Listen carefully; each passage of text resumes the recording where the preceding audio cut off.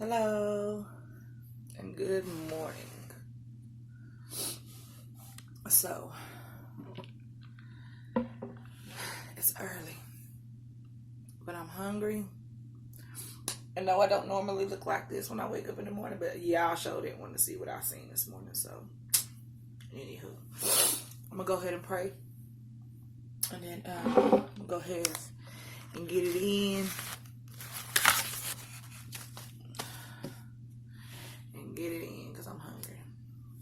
God is great. God is good. Let us thank Him for our food.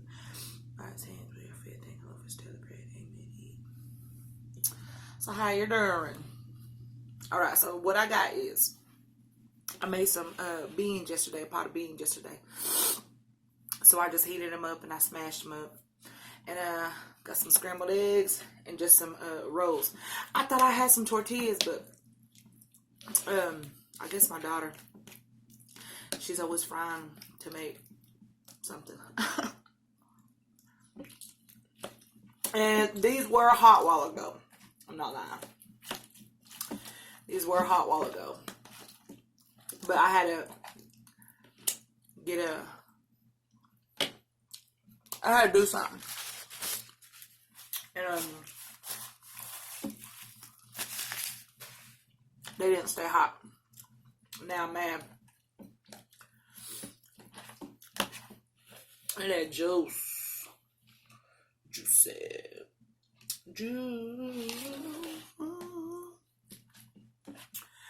Anyways.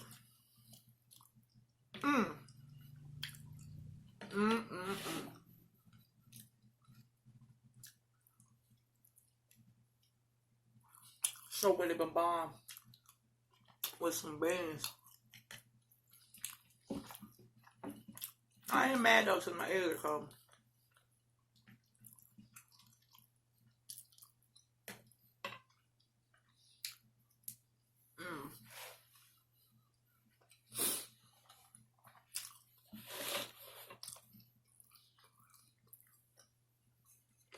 I'm trying to think of what my story time should be.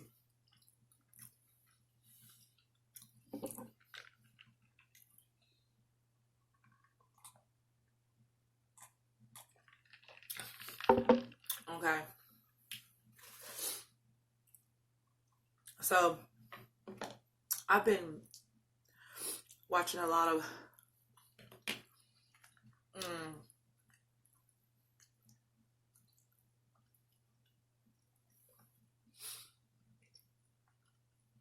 those YouTube videos.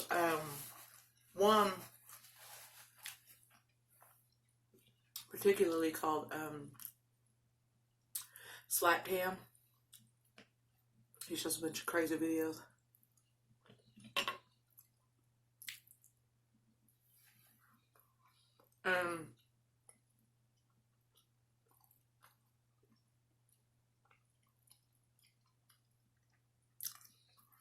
I can't remember the one I was watching this morning, but he did scary things caught on camera by the police. Now, I know some stories that I heard from police officers.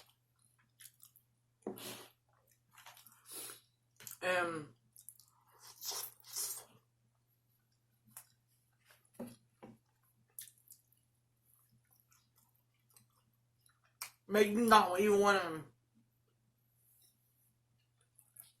to go to some of these places, even if the police officers don't go. And they can be wherever they want to be, wherever they get called to. They carry weapons. They got the right to shoot to kill. And if they get scared of some of these places, like, why would other people even go? Alright. So, it got me thinking about my cousin.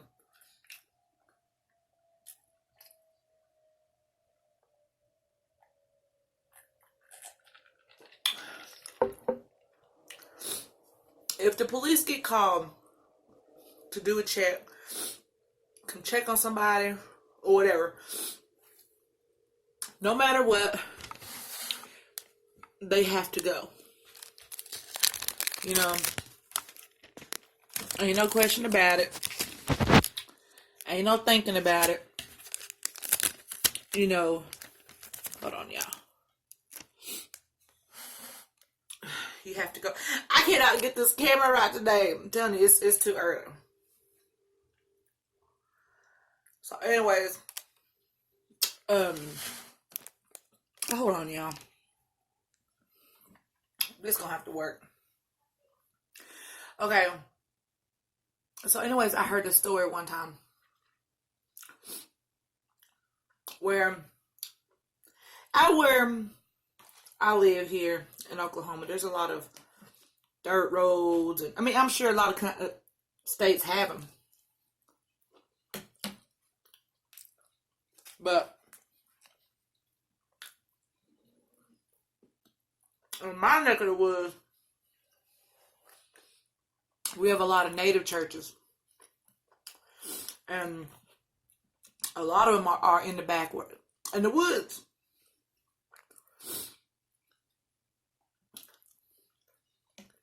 And these churches,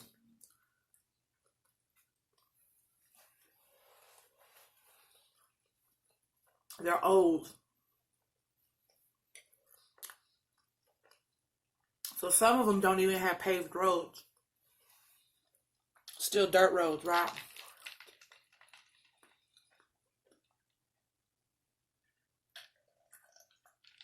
So, back to the story. When the police get called about a certain area, no matter what time it is,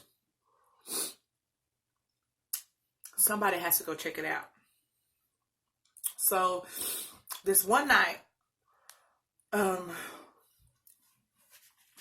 this certain guy has to go.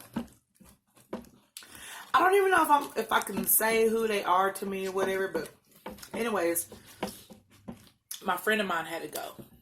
And while he's driving out there,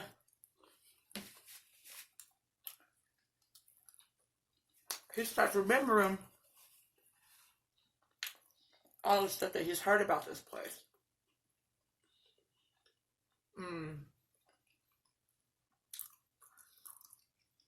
He also understands that the rest of the police officers, they would not go out there by themselves.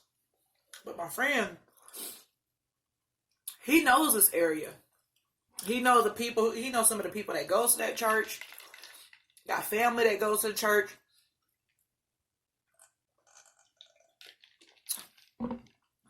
Something like that. But I'm thinking he knows people who goes to that church. So it's not like it's completely a new world to him or anything. So anywho, he's going to this church. And it's late. I think he said it was summertime. So it was hot. So he had the windows up and, had the air on or whatever. He's driving out there. And then a lot of these old churches have one-way dirt roads. So he's coming up to it. And a lot of them also have a one-car bridge where everybody has to wait, take turns to go on that bridge. So he's coming up to the bridge that gets to that church, right? So he's, just going, thinking about just whatever, I don't know what he was thinking about. But anyways, he was just going. Something caught his eye. And by the time he looked, he said it looked like somebody jumped off that bridge. Like they had been sitting there. But he didn't see it until he got right up on him. And then they jumped off the bridge. So, hold on. Sorry. I have homeschooled children, so whenever, I'm the cook, I'm the teacher, I'm the principal, I'm the ISS teacher, I'm the detention teacher. Anywho's, so like I said, he gets close and he thought he seen somebody, just that quick. He looked and he thought he see somebody jump off the bridge. So he stops and he gets down. Police have the big old bright mini sun flashlights. Anyway, so he's looking around, didn't see nobody, didn't hear nothing. There wasn't even no water down there. So whoever it was, if they would have fell, jumped off or whatever, they probably still be laying there. Unless they like to do this for fun all the time and their ankles and knees are trained for or something. I don't know. But anyways, there wasn't nobody there. So he was like, man, that was weird. So he jumped in his car. And I've not ever known this guy to be just a liar, just to be a liar. He's always been pretty honest, his whole life. So anywho, he gets back in his car. And he keeps on going. So he takes off. And he starts heading back towards the church again. I mean, like I said, there's only one way in there and one way out. I think that's what they said. There's only one way in, one way out, which was this road. So he gets there. Now, if you didn't know where this church was, people don't just be on that road joyriding and stuff unless you don't know nothing about this area, because that road just leads to the church, and that's it. And then it ends. Well, so he knows that, so he's slowing down, he's pulling up, and he don't see nobody there. He's like, So I guess he dispatches it in. Hey, I don't see nothing out here. I don't see nobody out here.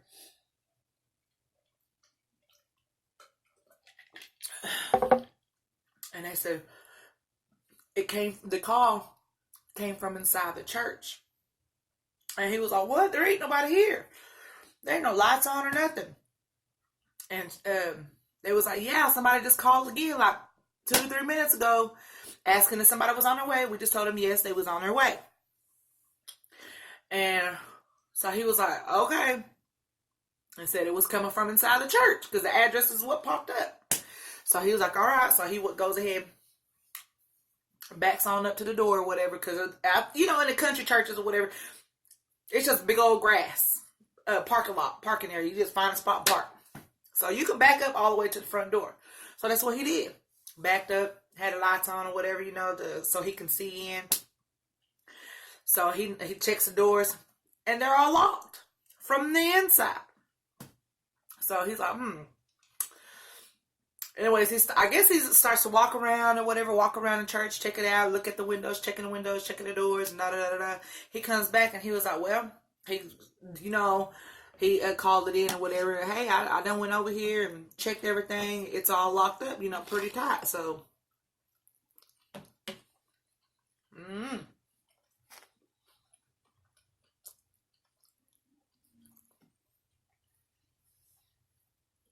So, he walking off and he heard it click. So he the cop, he the po-po. So he turned around, he walked up to real fast to that door. Bet y'all already know what I'm saying, huh? That door opened up. So he goes in, looking.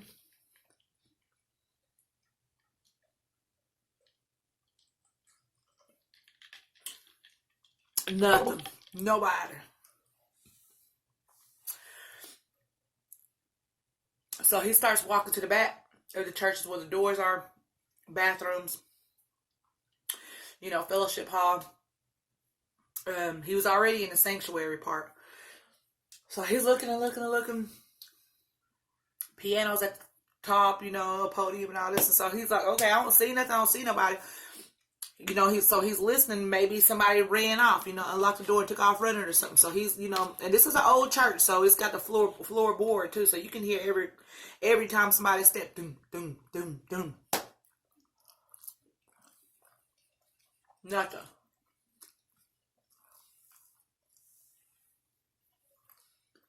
He made it to his room. Pastor's office. It was the only door locked inside the church. So he's like, So he walks on further. Checks all the other rooms back there, looks around. Nothing. So he's like, huh. So he turned around, started walking up, and he said he felt like somebody just ran up behind him and was just like following him. Oh. I've actually had that feeling happen to me before. I've actually felt somebody walk up right behind me, or, just close your eyes and just go like this. You can feel that. That presence, like somebody's up on you. Well, he said that's what he felt like, somebody just ran up on him or was following him. For some reason, he checked that pastor's door again, and that sucker was unlocked. So he goes in there, he's looking, he was like, whoever you are, come out, you better come on out right now. Nothing. He sees a phone. But it's not just like, I kind of want to say it's not like ready to use phone or whatever. Like somebody just, turned it off and stuck it over here and just left it there. Just kind of like, boom, out the way, Because nowadays everybody got cell phones. So he went over there, he was looking at it, and he grabbed the cord, and it was only about this long. He said it was only about this long, and it was cut. So he picked it up, he's listening, there wasn't nothing. No dial tone or nothing, it was dead. That was the only phone in the place. So he was all, you know what, I done checked everything, everything's locked up real tight, I'm going to go ahead and get on out of here. So he went ahead, he turned around, walked off, and he said, I guess he was thinking, I'm pretty sure I heard that door click again whenever I made it to that front door. Like click, like somebody, locked it. He said, I already checked it. I know there wasn't nobody there. I know nobody was there. But I heard it. So I got to go back and check. Went back, nothing. It was locked. It was locked. I was like, man, I would have been rented. I would have been gone. I mean, you don't want to cuss in church and about,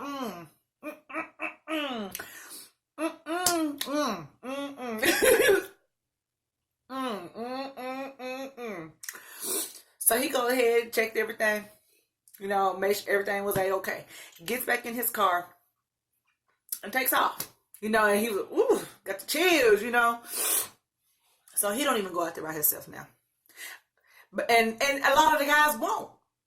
But whenever he asked, he was like, hey, I done checked everything. He was like, dispatch, I done checked everything. Everything's clear. It's locked up, I went inside and checked everything, and everything is clear. And I did find the phone, but the cord was cut. And there's no dial tone. And it was like, I don't know how that happened because it was coming from the church. Well, that's not the only time that had happened. I mean, but it didn't just happen to him. It happened to other officers. So, like I said, they won't go out there by themselves. So you gotta watch out for them Indian churches, them old ones way back and tucked into the woods back there. Especially the ones that might have a, old cemetery or whatever, Like my family's cemetery, like where we bury our loved ones. It's in the country. Deep in the country. So I remember hearing stories about people like when nobody is there, when there's not a service or anything going on. I remember hearing stories about people hearing the piano playing at night, which that's not a common. I mean, that's pretty much a common story amongst all these older churches and stuff. You can pretty much hear the piano playing, and that's a story that I've heard from like different people from different churches, different areas, different parts of the states. You can always hear the piano playing, like they're in there having service. Okay, here's another quick story. Now, I don't know if you've ever heard this before, but like I said, be careful whenever you're walking at night, hitchhiking at night or whatever. And if you ever hear something come up behind you, whatever, don't turn around, I don't care, how close it gets to you, and don't run.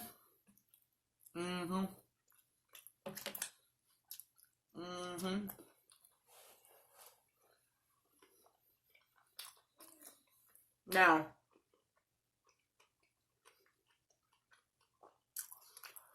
I went to a school one time, and we was all telling stories. Well, Some of them girls have some good stories. Now, I don't know. Them girls, too good. And I wasn't there that long because I got kicked out for fighting. But yeah,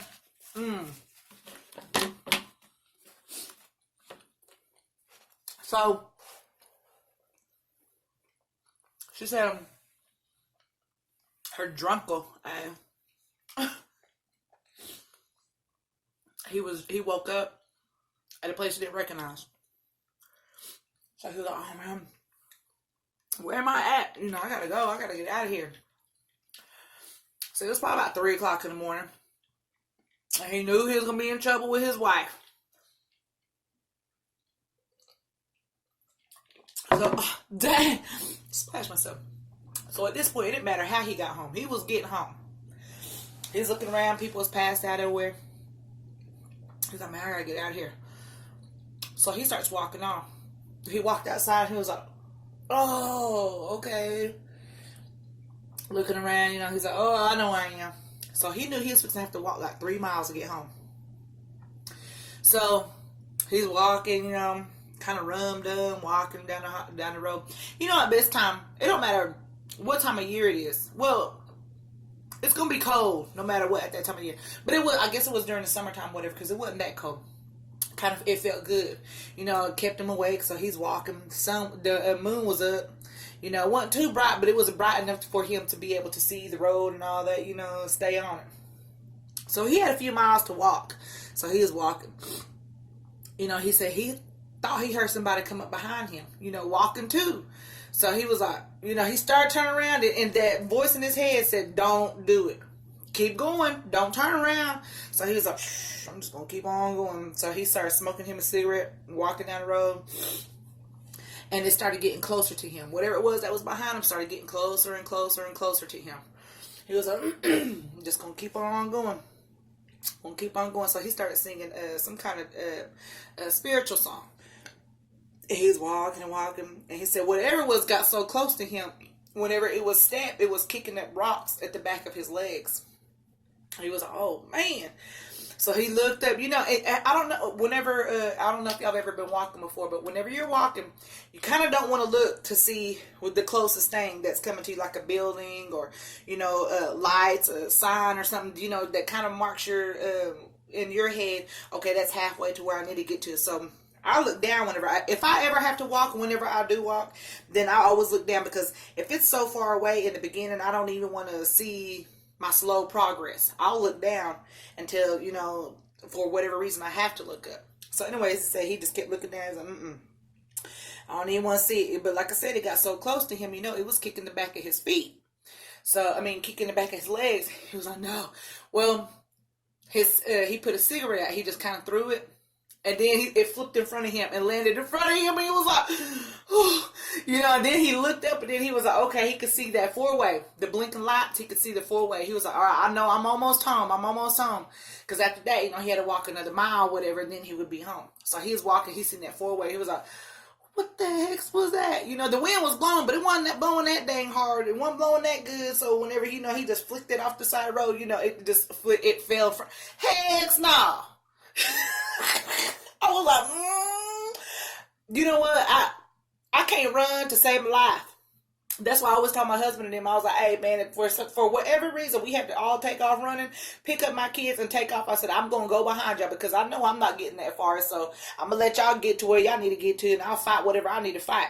But, you know I can't run to save my life, but I would have been trying to. You know, I ain't just going to lay there and just die like that unless you know. Anywho, so he was going. So he get to the light. He get to that four-way. He turned the way that he's supposed to go. He turned. And when he did, he happened to just barely, you know, thought he seen some lights, you know, coming behind him. And so he was going to try to thumb the rest of the way because, you know, on that highway, he said everybody knows everybody. So if anybody's coming down that road, obviously, you know, he's going to know them. And so if they're coming from behind him, they're going to pass that light. So they're going to the town that he lives in. So obviously they all know each other. So he's like, all right. So he thought he heard a car coming. So, he started turning. He's like, nope, because whatever it was still behind him. So he was like, you know what? I'm just going to go ahead and I'm going to stop right here. And I'm going to wait on this car. So he went ahead and he was started, you know, like I said, he's still kind of rum dum. So he went to light up his cigarette and he dropped his lighter and he bent down to pick it up and he said behind him he seen hoofs. In between his legs, you know, right there. That's how close it was to him. And he was like, oh shit. So he picked up his lighter and he was shaking, you know, he was like, you know, start talking a lot of time like, ooh, it's cold, but in reality he was freaking scared. So he was, oh man. So he stayed there, he, you know, holding that thing. So he just took off walking, you know. He said then it sobered him up like that, you know. He was like, man, I gotta get out of here. I gotta go. You know, this car, and hopefully that car hurries up and comes on. And so I guess he wore a jacket that pretty much everybody recognizes. So he said he kept on going and going and going, and then that car pulled up, and it was this woman mad as hell to me. What the hell? We're all the way down there looking for you, blah, blah, blah. Because in the other town, there was a bar that everybody likes to go to. He was at that bar, but he ended up getting in the car with some friends and going to this other little town, whatever. So she's all down there looking in the alleys and shit, stuff for him. And so anyway, she was mad at him. So he said he ain't never been so glad to get yelled at and hit in all his life. But she did tell him later on that she thought she seen two of them. But the closer she got, it was just him. But she thought she seen two people standing there. And so she was ready to beat him up because she recognized his jacket right away. So she thought there was two of them. But in reality, when she got all the way up there to him, there was only one. And it was just him. So she don't know what happened to the other person. She thought, somebody tried to run off and hide. But there wasn't nowhere to run off and hide. It was pretty much, bare right there. And except for those poles and stuff, that had the lights up there. Anyway, he ain't never been so happy to get yelled at and hit and punched and slapped and cussed out and, about got put out his house and everything. But he was just glad that he was in the car with her, He said, he said she probably was the one who ran it off, all that madness, anger, evil coming towards me. He said, damn, he said she was more evil than him. Whatever it was that was with me, she probably ran it off. Okay, anywho, I'm finished eating. This video is pretty long now, so hopefully you stay to the end. Appreciate it. Thank y'all for stopping by and visit with me. I'm going to go ahead and finish eating. Oh, by the way, I had Sprite. But anyways, I'm going to go ahead and get on down here in this morning time. I got to do what I got to do, get these kids ready. We're fixing to head out of town, so I want to do these videos because I probably ain't going to put no videos up over the weekend. So I hope y'all enjoyed these so far, but whenever I make it back, I will be putting some more content up. And if I see you this weekend, can't wait to see you. All right then, y'all have a good one. Thank y'all again for stopping by and visit with me. If you're new here, please like, comment, subscribe, and share because I'm just trying to grow my channel, whatever. Anyways, I love it. Love you. Thank y'all. Y'all have a good weekend. Peace.